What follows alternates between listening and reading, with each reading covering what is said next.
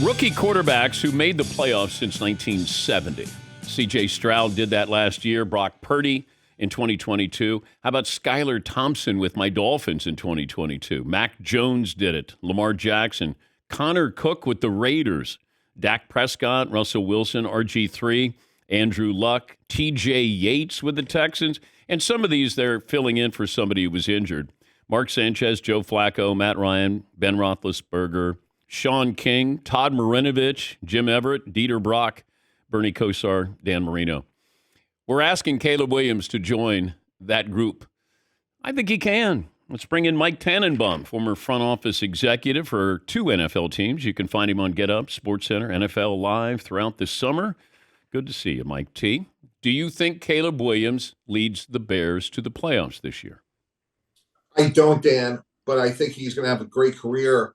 And I think we're putting such an enormous amount of pressure on these young quarterbacks. You know, you look most recently at guys like Patrick Mahomes, Jordan Love. They sat, and now they're 2 of the younger, bigger stars in our league. Obviously, Mahomes is the best player. And I think going back to, like you mentioned, Sanchez, like Mark was a meaningful part of what we did at the Jets, but he was not the leader of the band by any stretch. And I think these guys are going to hit bumps in the road, and that's just part of development. I look at Caleb Williams being on Hard Knocks, Dan. I just really worry. It's the old Coach Parcells. Like, let's not put him in Canton quite yet. If you were front office exec with the Bears, would you have embraced Hard Knocks to give your team more, publicity, exposure nationally, or because you have a rookie quarterback, you'd be like, nope, not this year? Yeah, I lived it. And the whole world got to see what a shitty punt returner I am. So that will live on forever. But look, the bottom line is you're the quarterback of the Chicago Bears. You're like beyond Barack Obama. You're the most important person from the state of Illinois for the foreseeable future. And that's going to take some time. Like, Dan, look at you. You're a Hall of Fame broadcaster. You're a hell of a lot better today than you were in the formative years of your career. Like, you got to put your time in. And if I was the Bears, I would have kicked and screamed and said, hey, we don't mind doing Hard Knocks, but not this year. Let this kid grow. Let him develop. Let him, again, make some mistakes without the eyes of the whole world seeing it. Yeah, I think they want the publicity there. And if Mike was talking about being a kick returner, you can Google that, Mike Tannenbaum returning punts, and you'll have a good laugh there. When you saw the Jalen Waddle deal, your reaction was? Smart. Good young player, explosive, touchdown scorer. That market's only going up. I'm hard-pressed to understand what Minnesota's doing, Dan. The day that Kirk Cousins graduates and goes to the Falcons, I fly to see Justin Jefferson's agent, and I don't leave the room without getting a deal done, and that market just continues to explode. Well, I was curious. Waddle, it felt like, got number 1 wide receiver money, and at what point does Tyreek Hill go, I need to renegotiate here? I actually think that's apples and oranges. I think Tyreek Hill is going to ask for a new deal. After this year, he has no guaranteed money. So I think regardless, I think Tyreek Hill's mindset is, I love Waddle, but he's 1A or 1B, whatever it is. I'm the guy here. I'm the best receiver in the NFL, and I'm going to want $35 million a year. And I'm glad that I have Robin, but I'm Batman. Okay, speaking of Tyreek Hill, we had this discussion earlier today. Let's say Tyreek Hill and Randy Moss were coming into the NFL. Now, you knew what their talents were. Which one would you take first in today's NFL, Randy Moss or Tyreek Hill? I'm always going to take Moss just because there's things about his game that are literally indefensible. I think with Tyreek Hill, who's a Hall of Famer, I think you could try to jam him at the line of scrimmage. You could put somebody over the top. There's ways to at least slow down speed. But with Randy Moss, it was kind of like with Gronk for all those years, Dan, like red zone, like what's coming, and literally it's indefensible what he could do in terms of high pointing the ball. So to me, I would take Moss over Hill. But I'm watching when they had Hard Knocks during the season with the Dolphins, and they just had a camera on Tyreek Hill. You can't cover him. Like, even trying to get him off the line of scrimmage, Mike, I just think he can beat you short, long. He's so quick. He's as fast as Randy Moss, or at least close to it, I'm guessing. Now, he doesn't have the height advantage, but he's not afraid. He's going to get it, and he can take it 80 yards And, the pass can be 4 yards, and he takes it 80. It always felt like Randy, and look, he was unbelievable, but he was a home run threat. I need singles and doubles sometimes, too, and it feels like Tyreek Hill gives me both. Yeah. Look, I'd love to have either or both on the team, but again, I go back to Randy Moss to me is a little bit more like Gronk. Like, no matter what we did with Gronk, we couldn't defend him, like, just because of the size. And I think Moss's ability to high point the ball, to me, is what would separate the two. But again, I'm taking nothing away from Tyreek Hill. All right, let me go back to the wide receivers here. Jefferson, I thought they might entertain trading him because if you're going to let Kirk Cousins go, now I got Sam Darnold, and you're going to get a rookie quarterback in there. Jordan Addison is, a star in the making as well. But Justin Jefferson, $35 million a year wide receiver, is that where we're starting out? Look, I think that's exactly right, Dan. It's a really fair point. If we were going to move on from Cousins, maybe we blow the whole thing up, take J.J. McCarthy and say, hey, in 2 to 3 years, we're going to be really good and run the Detroit Lion play. Obviously, they did not do that. So, again, I think they're a little bit half pregnant, which was if you're going to keep Jefferson, get the deal done before A.J. Brown, Devontae Smith, now Jalen Waddle. And by the way, the big winner in all this to me is Jamar Chase. He's sitting in Cincinnati, Dan, with his feet up and saying, hey, I'm going to have my LSU teammate do all the heavy lifting, and I'm just going to walk in and tell, the Brown family I need 10% more than, whatever, Justin Jefferson gets, and we're good to go. Okay, where do you rank wide receiver on your priority list as far as who you're paying and how much you're paying? I'm not paying them as much, but for a different reason. I think the position's super important, but it's also replaceable. And let me give you a great example. If you and I were running the Cowboys, first of all, I'm shocked that Dak's not signed yet. They've given him a blank check, but he's going to be there. I'm going to pay Micah Parsons before CeeDee Lamb just because it's a lot harder to find Micah than it is CeeDee Lamb, taking nothing away from CeeDee Lamb. But if we were running a team, Dan, we could find a receiver, and that's why I would consider paying one, not two. And I think a good example of that is what Cincinnati's doing. They're going to let T. Higgins graduate. They drafted Jermaine Burton in the 3rd round, and hopefully in a year he's going to replace Higgins. We saw San Francisco take 2 receivers, Jacob Cowing in the 4th. They took Ricky Pearsall in the 1st round. Presumably they'll let either Deebo Samuel or Brandon Ayuk go at the end of the year. Talking to Mike Tannenbaum, ESPN front office insider. Let me go back to the Cowboys. Are they in a good situation? If you're the GM of the Cowboys, how do you feel about this season with CeeDee Lamb, Dak, and Micah Parsons all looking for new contracts? They're in a catastrophically terrible situation. Here's why. Dak Prescott's 31 years old.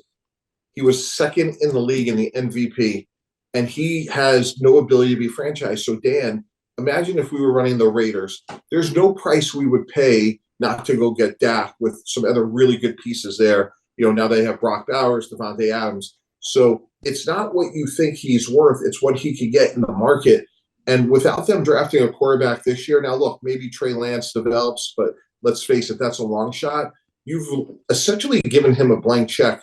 I mean, you have to get him signed. He's in the prime of his career, and there's absolutely nothing you can stop him from leaving at the end of the season. Yeah, and it feels like if they don't get – I just don't know why they're not paying him. If Jerry's saying, well, let me see it one more time, give me the reason or logic. If you're the GM and you go to Jerry, why don't we have a deal with Dak? Yeah, I think there is an argument out there. And when you talk to teams, there's a little bit of a sentiment of, would you rather have Gardner Minshew at $10 million a year and versus someone like, Daniel Jones or Kirk Cousins between 35 and 40 million a year, meaning that B market is one where it's taking up so much of your resources, unless they're a difference maker. Are we better off just going young or, a Marcus Mariota or a Minshew type? Now, to me, Dak is an A.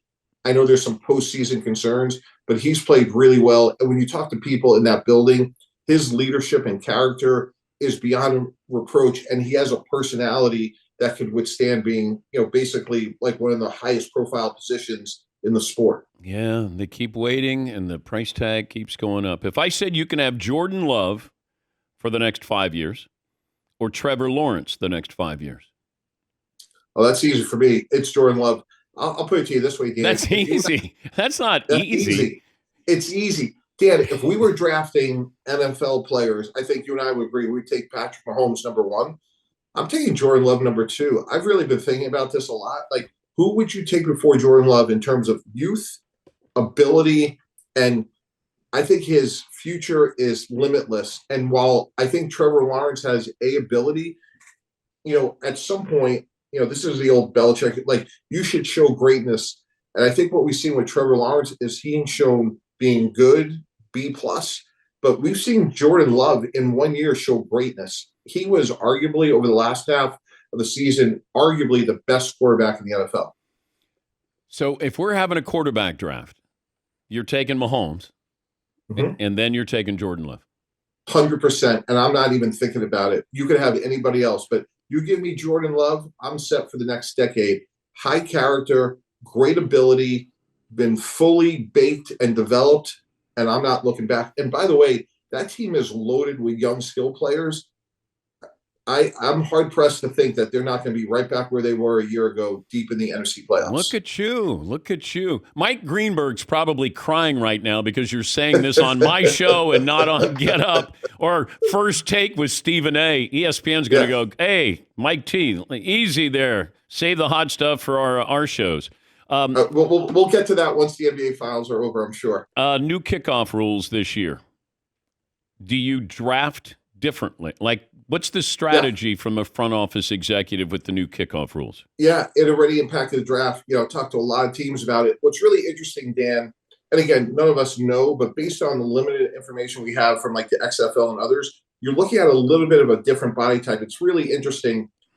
So, for example, like we talked about Tyreek Hill, the people that they're gravitating to is someone like Cordarrelle Patterson, someone a little bit bigger, sturdier, because I think what you're going to be seeing is someone that has to break a tackle before you get into space. And look, that's just speculation, and I'm not saying it's going to be him, but someone like a Deebo Samuel, someone that's really physical, because this rule is designed to have physicality in a small space so you don't have that high-speed impact.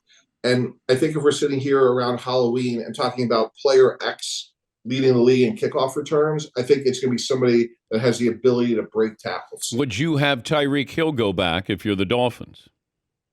If the game was on the line, I want the ball in his hands 100% of the time. But I also have to be smart to know that it's a 17-game season. Yeah. And let's face it, if it's week 4 and we're on the road against an NFC team, I'm not doing that. And I think, we got to remember, I know he's not a quarterback, but last year 66 quarterbacks started a game. And the health of your frontline players matter. Great stuff. People in Green Bay love you. Yeah, they'll buy me a beer next time I'm in town. So I appreciate it, Dan. Thank you, Mike. That's Mike Tannenbaum, ESPN front office executive, and he speaks from experience. He was a GM for a couple of teams there. How about that with Jordan Love? Okay. And he said, it's easy. When I said, if you were taking Trevor Lawrence, Jordan Love, and he goes, it's easy. I thought, well, he's going to say Trevor Lawrence. All of a sudden, Jordan Love, I go, whoa, okay.